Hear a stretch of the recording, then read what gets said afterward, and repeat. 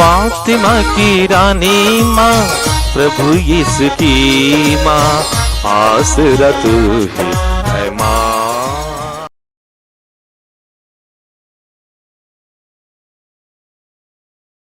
पहला पाठ गणना ग्रंथ अध्याय 20 पद संख्याएं 1 से 13 तक। इस्राएलियों का सारा समुदाय पहले महीने सीन नामक मरुभूमि पहुंचा और कुछ समय तक कादेश में रहा। वहां मिरियम की मृत्यु हुई और वह दफनाई गई। लोगों को पानी नहीं मिल रहा था, इसलिए वे एकत्र होकर मूसा और हारून का विरोध करने लगे। उन्होंने यह कहते हुए मूसा से शिकायत की, ओह, यदि हम अपने भाई बंधुओं के साथ ही प्रभु के हाथ मर गए होते, क्या आप इसलिए प्रभु का समुदाय इस मरुभूमि में ले आए कि हम और हमारे पशु यहाँ मर जाएं? आप हमें मिस्र से निकालकर इस अशुभ स्थान में क्यों ले आए, जहाँ ना तो अनाज मिलता है, ना अंजीर, ना अंगूर और ना अनार। यहाँ तो पीने का पानी तक नहीं मिलता। मूसा और हारून सभा को छोड़कर दर्शन कक्ष के द्वार पर आए। वे मुंह के बल गिर पड़े और प्रभु की महिमा उन्हें दिखाई दी। प्रभु ने मूसा से यह कहा, डंडा ले लो और अपने भाई हारून के साथ समुदाय को एकत्र करो। तुम लोगों के सामने चट्टान को यह आदेश दोगे, हमें अपना पानी दो। इस प्रकार तुम चट्टान में से पानी निकालोगे और तुम लोगों और पशुओं को पीने के लिए पानी दोगे। मूसा ने तंबू से डंडा ले लिया, जैसा कि प्रभु ने उसे आदेश दिया था। मूसा और हारून ने चट्टान के सामने लोगों को एकत्र किया और उनसे कहा, हे विद्रोहियों, सुनो, क्या हम तुम लोगों के लिए इस चट्टान में से पानी निकालें? मूसा ने हाथ उठाकर 2 बार चट्टान पर डंडा मारा और चट्टान में से पानी की धारा फूट निकली। इस प्रकार लोगों और पशुओं को पीने के लिए पानी मिला। इसके बाद प्रभु ने मूसा और हारून से कहा, तुमने मुझ में विश्वास नहीं किया और इस्राएलियों की दृष्टि में मेरी पवित्रता को बनाए नहीं रखा। इसलिए तुम इस समुदाय को उस देश नहीं पहुंचाओगे जिसे मैं उन्हें दे दूंगा। यह मरीबा का पानी है, जहाँ इस्राएलियों ने प्रभु की शिकायत की और प्रभु ने उनके सामने अपनी पवित्रता प्रकट की। प्रभु की वाणी। ईश्वर को धन्यवाद। भजन अनुवाक्य। ओ, यदि तुम आज उसकी यह वाणी सुनो, यदि तुम आज उसकी यह वाणी सुनो, अपना हृदय कठोर ना बनाओ, अपना हृदय कठोर ना बनाओ। आओ, हम प्रभु के सामने आनंद मनाएं, अपने शक्तिशाली त्राणकर्ता का गुणगान करें। हम स्तुति करते हुए उसके पास जाएं, भजन गाते हुए उसे धन्य कहें। अनुवाक्य। ओह, यदि तुम आज उसकी यह वाणी सुनो, यदि तुम आज उसकी यह वाणी सुनो, अपना हृदय कठोर न बनाओ, अपना हृदय कठोर न बनाओ। आओ, हम दंडवत कर प्रभु की आराधना करें, अपने सृष्टिकर्ता के सामने घुटने टेकें। वही तो हमारा ईश्वर है और हम हैं उसके चारागाह की प्रजा, उसकी अपनी भेड़ें। अनुवाक्य। ओ यदि तुम आज उसकी यह वाणी सुनो, ओ यदि तुम आज उसकी यह वाणी सुनो, अपना हृदय कठोर न बनाओ, अपना हृदय कठोर न बनाओ। ओ यदि तुम आज उसकी यह वाणी सुनो, अपना हृदय कठोर न बनाओ, जैसा कि पहले मरीबा और मस्सा की मरुभूमि में हुआ था। उस दिन तुम्हारे पूर्वजों ने मेरी परीक्षा ली, मेरे कार्यों को देखते हुए भी उन्होंने मुझ में विश्वास नहीं किया। अनुवाक्य। ओ यदि तुम आज उसकी यह वाणी सुनो, ओ यदि तुम आज उसकी यह वाणी सुनो, अपना हृदय कठोर न बनाओ, अपना हृदय कठोर न बनाओ। जय घोष। alleluia। तुम पेतरुस अर्थात चट्टान हो, और इस चट्टान पर मैं अपनी कलीसिया बनाऊंगा, और अधोलोक के फाटक इसके सामने टिक नहीं पाएंगे। alleluia। प्रभु आप लोगों के साथ हो और आपकी आत्मा के सदमती के साथ। अनुसार पवित्र सुसमाचार हे प्रभु तेरी महिमा हो। अध्याय 16 पद संख्याएं 13 से 23 तक। यीशु ने कैसरिया फिलिपी प्रदेश पहुंचकर अपने शिष्यों से पूछा, मानव पुत्र कौन है? इसके विषय में लोग क्या कहते हैं? उन्होंने उत्तर दिया, कुछ लोग कहते हैं यूहन्ना बपतिस्ता, कुछ लोग कहते हैं एलियस, और कुछ लोग कहते हैं यिर्मयाह अथवा नबियों में से कोई। इस पर यीशु ने कहा, और तुम क्या कहते हो कि मैं कौन हूँ? सीमोन पेतरुस ने उत्तर दिया, आप मसीह हैं, आप जीवंत ईश्वर के पुत्र हैं। इस पर यीशु ने उससे कहा, सीमोन योनस के पुत्र, तुम धन्य हो, क्योंकि किसी निरे मनुष्य ने नहीं, बल्कि मेरे स्वर्गिक पिता ने तुम पर यह प्रकट किया है। मैं तुमसे कहता हूँ कि तुम पेतरुस अर्थात चट्टान हो, और इस चट्टान पर मैं अपनी कलीसिया बनाऊंगा, और अधोलोक के फाटक इसके सामने टिक नहीं पाएंगे। मैं तुम्हें स्वर्गराज्य की कुंजियां प्रदान करूंगा।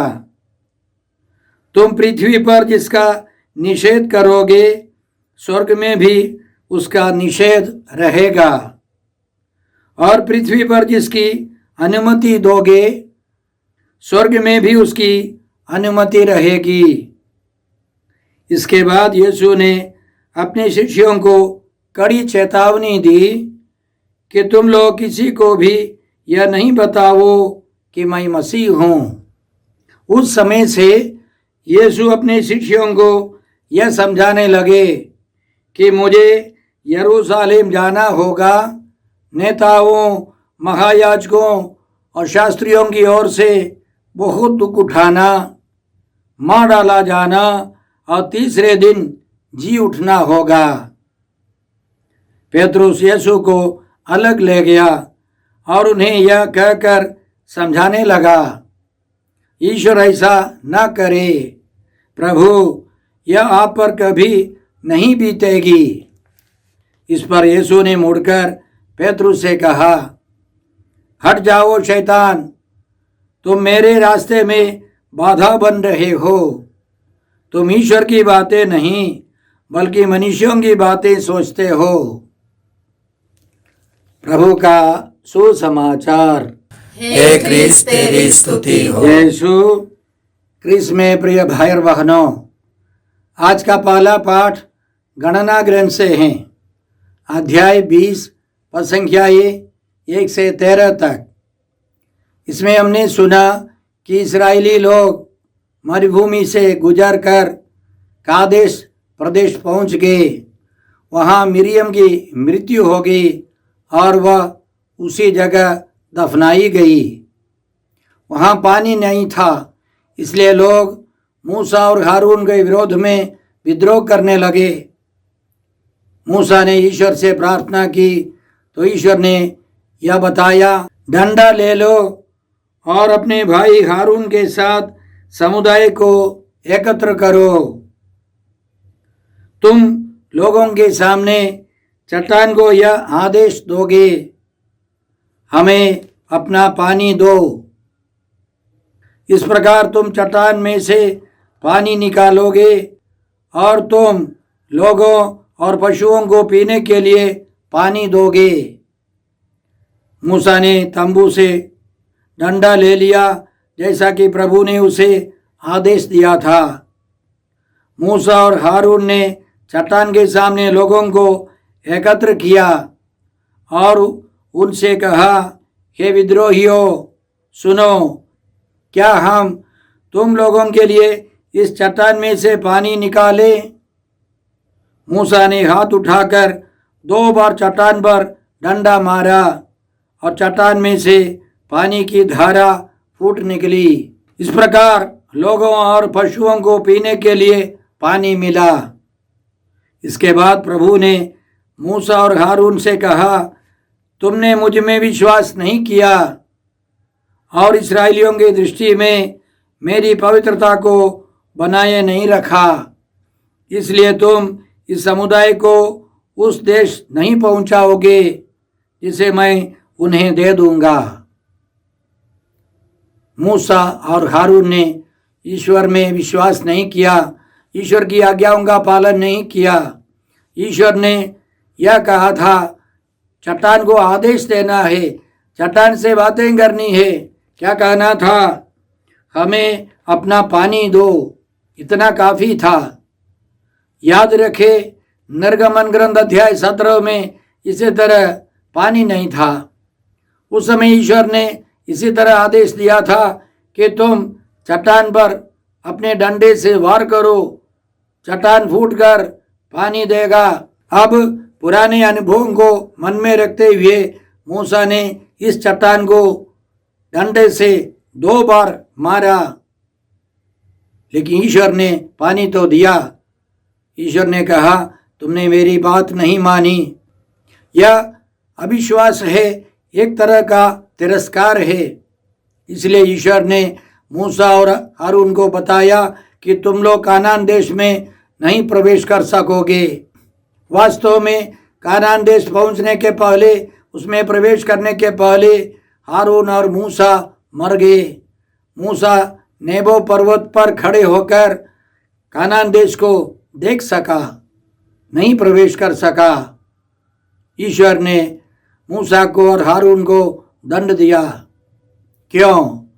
बाइबल पंडित लोग हमको समझाते हैं कि हर एक पाप में शैतान हमारे ऊपर हावी हो जाता है, उसका एक अधिकार है।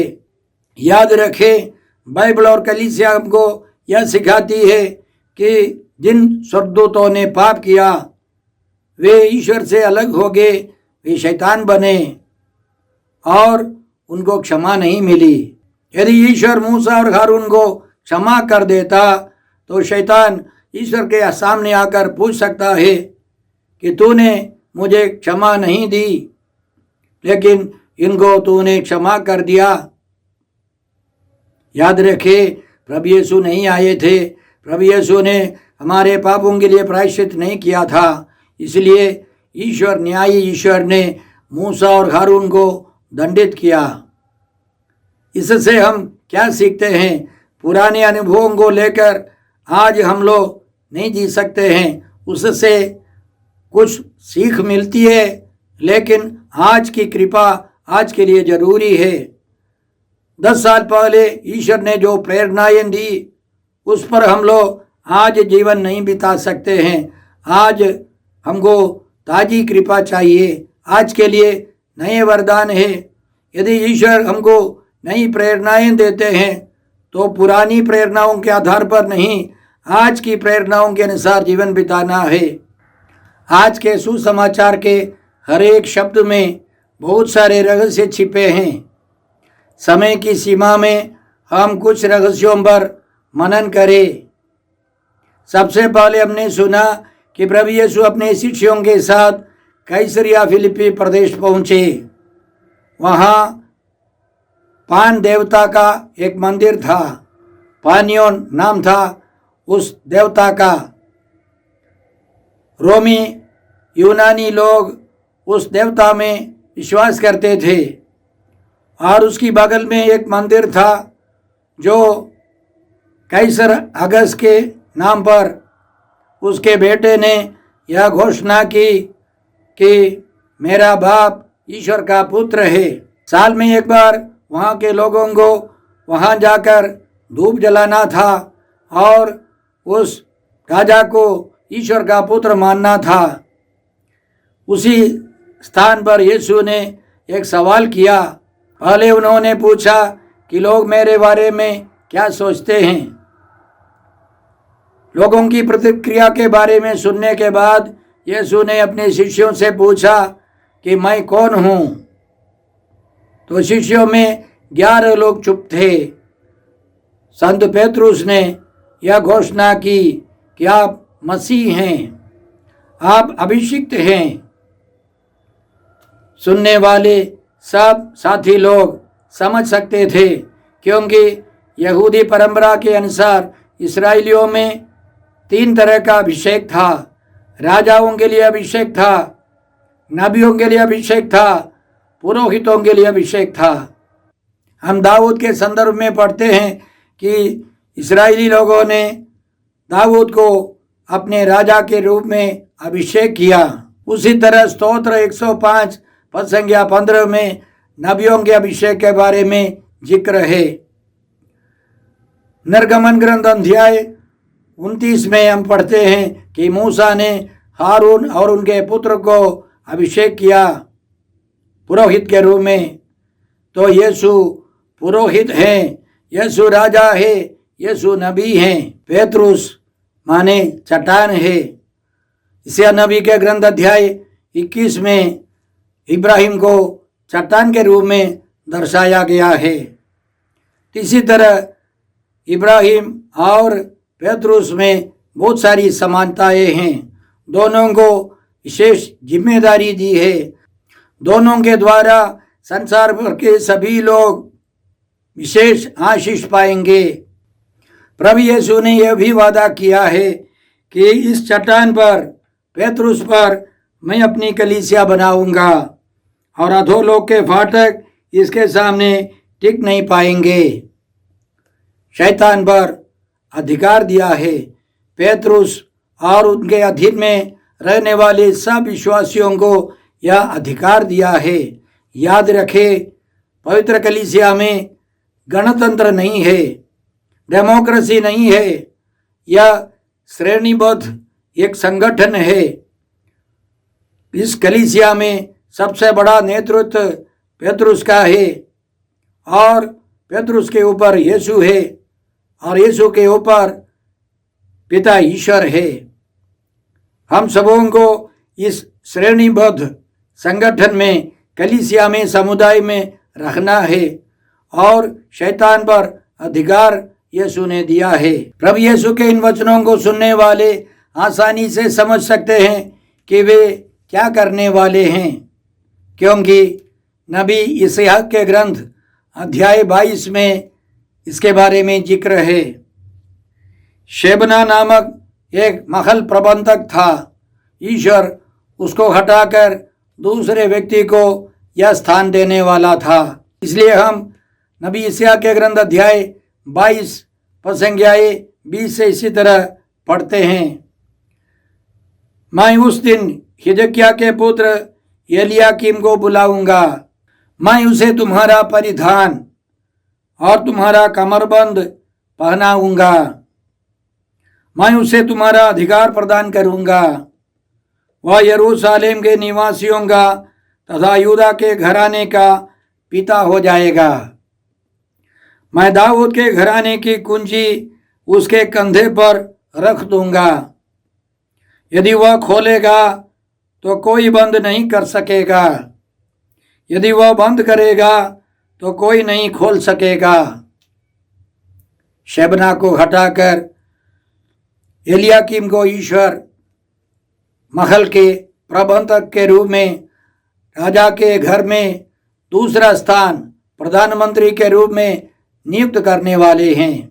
उसी तरह यीशु संत पेतरुस को दूसरा स्थान, यीशु के बाद प्रथम स्थान पेतरुस का है। पेतरुस को सारा अधिकार दिया है। नया नेतृत्व पेतरुस के कंधे पर रहेगा। अंतिम में प्रभु यीशु ने पेतरुस को यह समझाया, तुम पृथ्वी पर जिसका निषेध करोगे स्वर्ग में भी उसका निषेध रहेगा, और पृथ्वी पर जिसकी अनुमति दोगे स्वर्ग में भी उसकी अनुमति रहेगी। पवित्र कलीसिया का अधिकार है, विशेष करके संत पेतरुस और उनके अनुयायी संत पापा का यह अधिकार है, पाप क्षमा करने का या पाप नहीं क्षमा करने का, बांधने का और खोलने का। हम प्रभु यीशु को धन्यवाद देते हैं कलीसिया के लिए और संत पापा के इस अधिकार के लिए। यह अधिकार पिता ईश्वर का है, प्रभु यीशु के द्वारा हमको मिलता है। इन सारे रहस्यों को प्रकट करने के बाद प्रभु यीशु ने यह भी समझाया कि किस प्रकार वे अभिषिक्त होंगे। उनको बहुत दुख उठाकर, मरकर, जी उठकर अभिषिक्त होना है, क्रिस्त बनना है। यह सुनने वाले सब उस समय तैयार नहीं थे। विशेष करके पेतरुस ने उसके लिए प्रभु यीशु को मना किया। अब प्रभु कहते हैं, तुम मनुष्यों की बातें सोचते हो, ईश्वर की इच्छा है कि मुझे मरना है, जी उठना है। भाई और बहनों, यह समझाने के लिए भी यीशु उनको वहाँ ले गए कि मुझे मरकर जी उठना है, बहुत दुख उठाकर अभिषिक्त बनना है। हमको भी प्रभु के साथ महिमान्वित होने के लिए बहुत दुख उठाना होगा। हम लोग यह भी कृपा मांगते हैं। हे अब्बा पिता, हे प्रभु यीशु, हे पवित्र आत्मा ईश्वर, आज के सारे पवित्र वचनों के लिए हम तुझे धन्यवाद देते हैं और प्रार्थना करते हैं कि हम सब संत पेतरुस के समान विश्वास में अटल रहे और प्रभु हमको ले चले, हमें मार्ग दिखाए और दुख संकट में यीशु के समान हिम्मत से उन सबों को उठाने के लिए हमें शक्ति दे। हमें प्रार्थना करते हैं प्रभु क्रिस्त के द्वारा। हमारे प्रभु यीशु क्रिस्त की कृपा, ईश्वर का प्रेम और पवित्र आत्मा का साहचर्य आप सबों को प्राप्त हो। आमीन।